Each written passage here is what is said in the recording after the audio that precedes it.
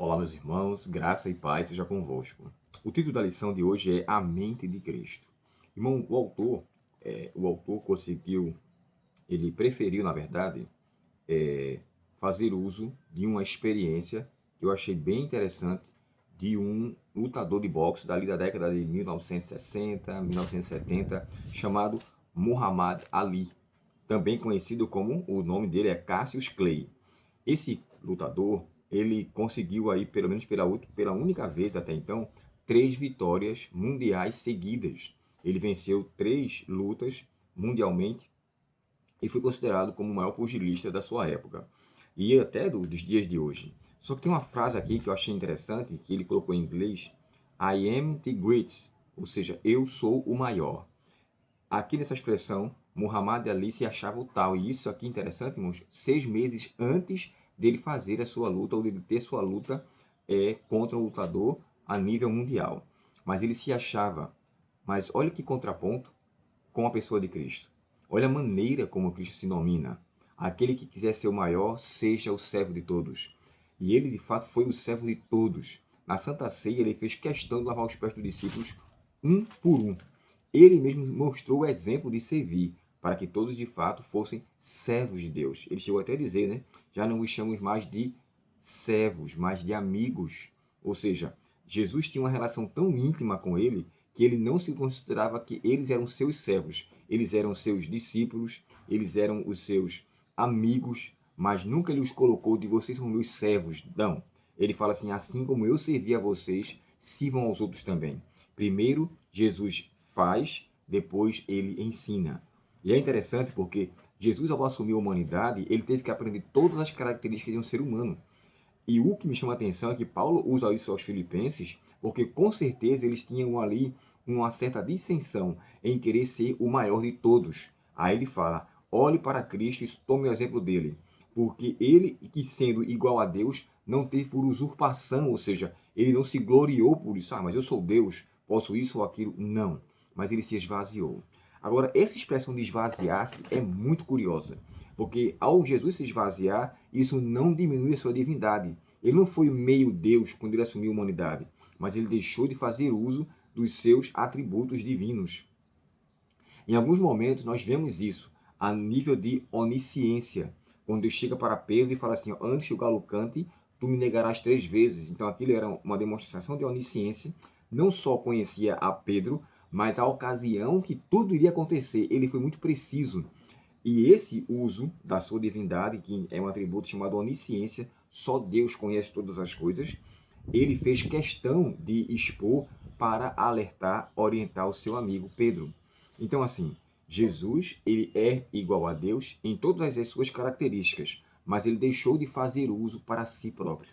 Jesus não fez uso dos seus atributos divinos, nem em relação à cruz. Ele sofreu a tal ponto em relação à sua morte, que ele chegou a descrever assim, Senhor, meu Pai, se possível, passa de mim esse cálice, mas todavia não seja feita a minha vontade e sim a tua. A expressão se possível quer dizer, Senhor, se eu puder salvar a humanidade sem sofrer tanto, que assim seja, mas que a tua vontade seja feita. E a Bíblia fala que Deus preferiu moê-lo, deixou com que, não por maldade, mas por amor a mim e a você. Não é isso que está no João 3,16? Deus amou ao mundo que deu o seu Filho? Então, diante disso, eu não posso, em maneira nenhuma, me achar melhor do que ninguém.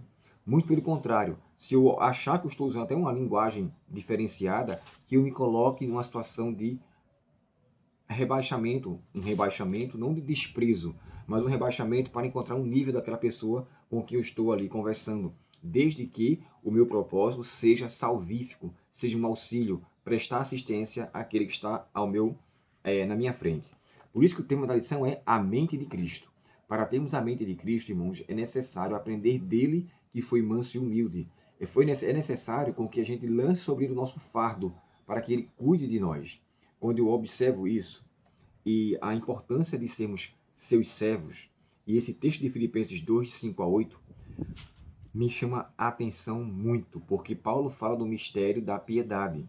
Como é que uma pessoa que tinha tudo em suas mãos se colocou no nível de depender dos outros? Jesus, ao chegar naquela mulher do poço de Samaria, olha, dá-me de beber. aquele que criou as fontes das águas, aquele que criou todo o que nós conhecemos hoje, nosso planeta, se colocou em uma questão de que eu preciso da sua ajuda. Eu quero que você faça isso por mim. Sabe, isso aqui, irmãos, às vezes dá até um nó na cabeça, mas foi necessário que ele passasse por isso. Então, Paulo fala aos Filipenses, no capítulo 4, verso 8, mais adiante, né? Tudo mais, quanto mais, irmãos, tudo que é verdadeiro, tudo que é honesto, tudo que é de boa fama, ele cita ali uma série de características fundamentais para um homem de caráter.